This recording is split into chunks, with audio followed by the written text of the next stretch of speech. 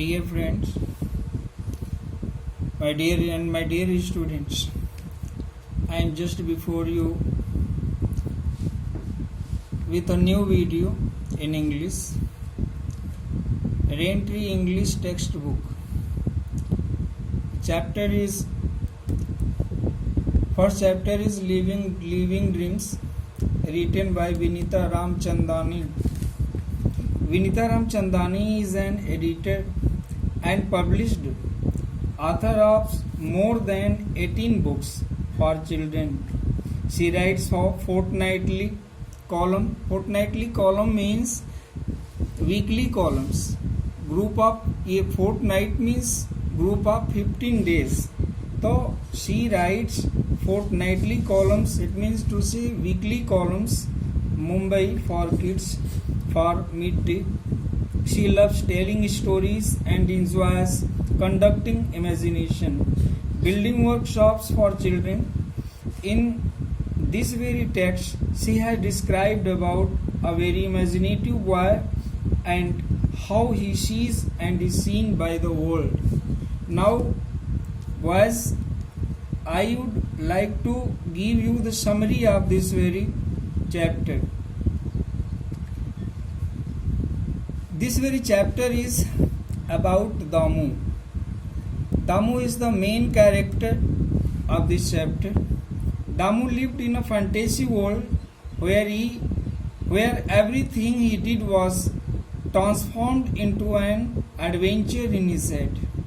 The only problem was that it was difficult to get Damu do much, not even buying oil from a shop. Nausad, who was octogenarian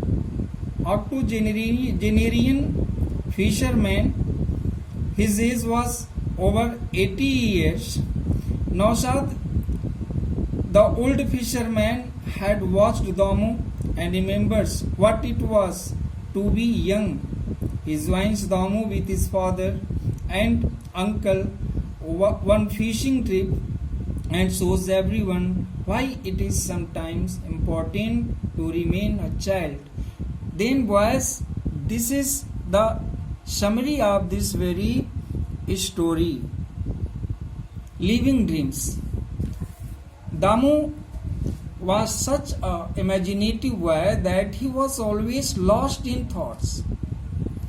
One day, he thought that he was standing in his school stage before hundreds of students who were listening his song. He hoped that he was a singer, and he imagined that he was singing. He had a knotted rope in his hand, which he considered that he was holding a mic, and the dotted floor tiles of the school compound he considered to be the audience.